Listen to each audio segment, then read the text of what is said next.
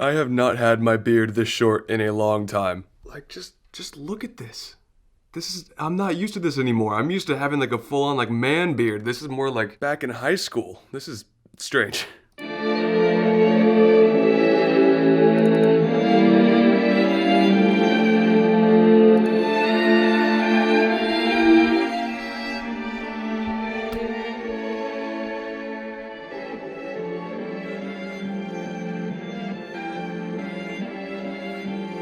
Okay, so long story short, I really try to find like some like old classical samples I could try and use for a beat, but there's no BPM or anything for them in all the ones that I found. So I just went to Splice and got this loop right here, and it sounds really freaking cool. So once I actually found that, I went into Fruity Slicer and then got these right here, and the chop up sounds like this.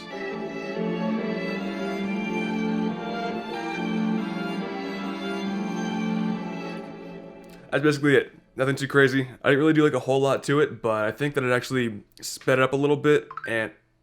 Hello. But anyway, like I said, long story short, I'm gonna go ahead and make a beat off of this. So I'll be back soon.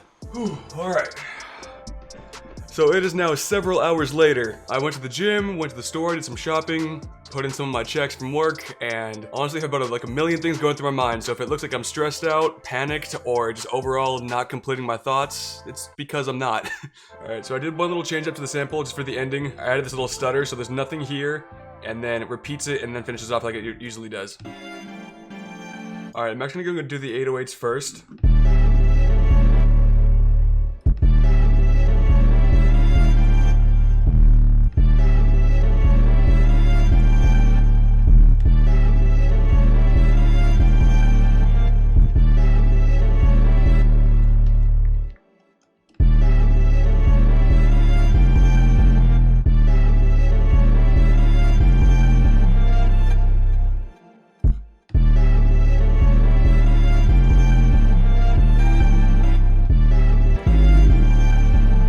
Grab these, put up an octave.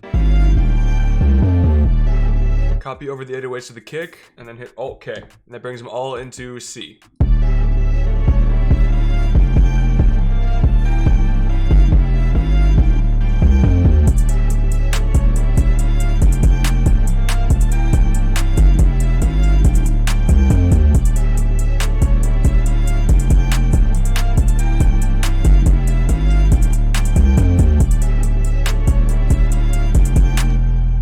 So whenever you're making like your own like hi-hat patterns, it's really important to listen to the whole thing and not just get tunnel vision on how the hi-hats are sounding. Like here, I put the same 3 steps right here and right here, because here's where we have the stutter, and then we come back into the stutter again. So that's why I have them both right here and not just with this one right here. So I put them both right there. It's little things like that to where the listener's not even gonna know what you're talking about, but it's those little things that can really help you just get some inspiration for the track or something like that. It's really helpful. I'm gonna try going into contact and go into exhale. Try to see if I can't find any sort of like vocal synth.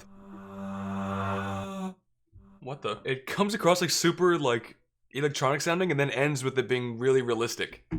I'm gonna try it. I can't guarantee it'll work though.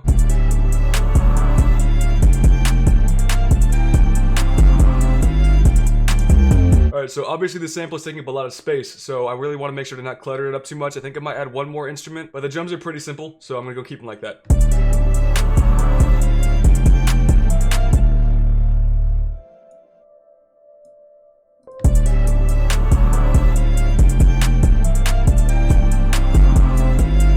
This isn't quite right. Maybe just bring this up a little bit like right there. So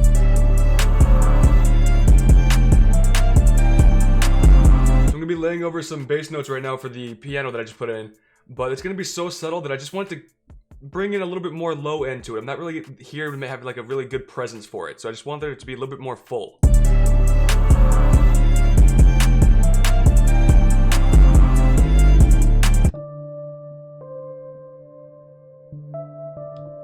No, it's gotta be right there.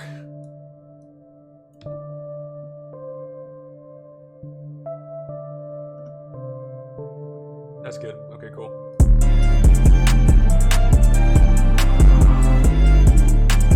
Yeah, that sounds dope. Maybe this one will bring up even higher.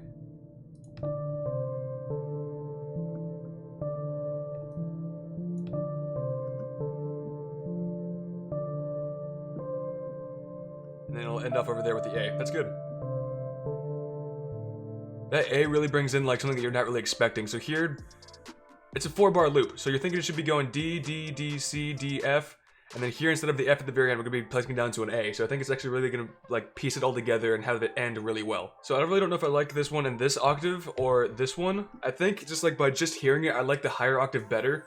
But I'm afraid of it adding too much in the same like frequencies as the sample that I have. So I'm gonna have to make a decision here. Not right now, I can do it a little bit later after the arrangement, but I have to make a decision if I want to keep it there or bring it back down. But I think for now I'm gonna keep it in the higher octave. And that should be good. I'm thinking about doing a 16-bar intro. And usually I don't really do that, but this might actually do it pretty justice. Just have that going, and I get rid of that. Let's see.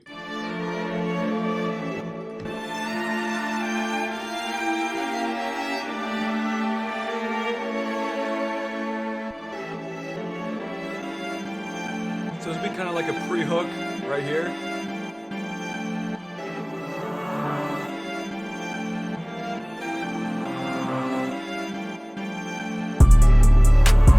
That's good.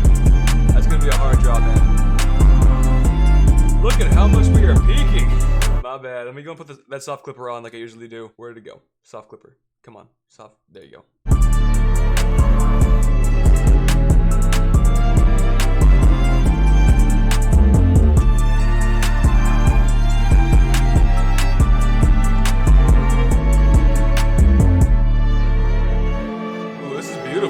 Digging this. That's a really good switch up, so somebody can start like rapping like right there, or it's just even start like talking or something like that. I started talking to my microphone. Can we talk about that for a second? I've got 2 cameras to look at. You and you. I talk in the middle. I talk to my microphone. Stupid, man. I'm in a really weird mood. Okay, now we need to go and figure out a verse. I completely forgot what we were doing.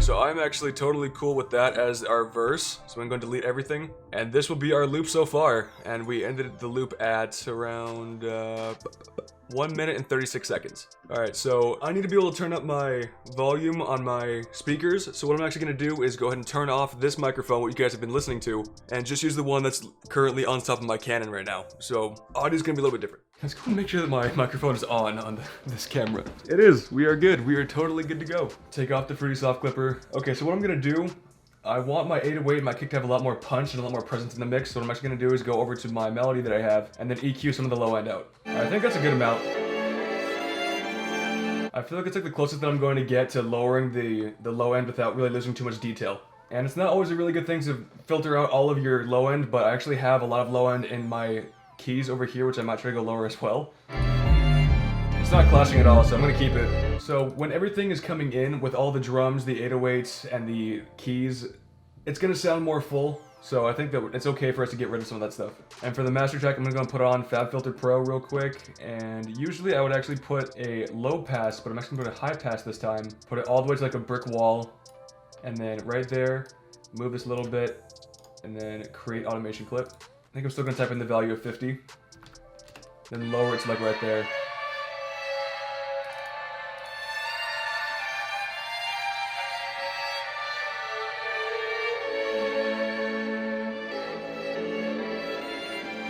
I'm a little not happy with this timing right here.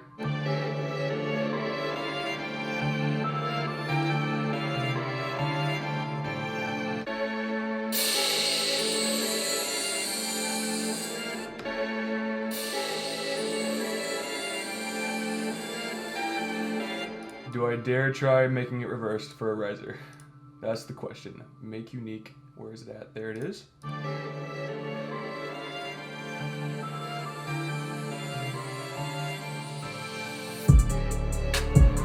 I have to do it.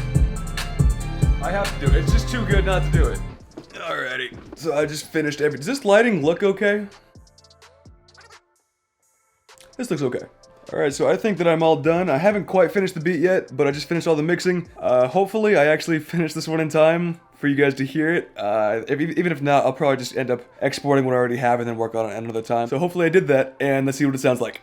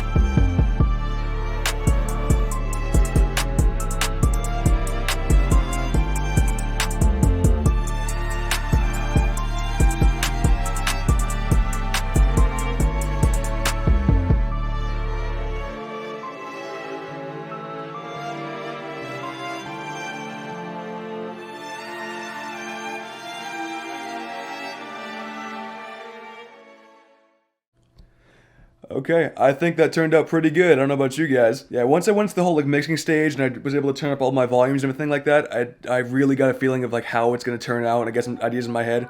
I'm gonna work on it right now, but I gotta go downstairs and eat. My dinner's ready, so I'm gonna go do that first, and then no more. And then that's pretty much it. Thank you guys for watching. I really do appreciate it, and I'll catch you guys in the next one. Peace.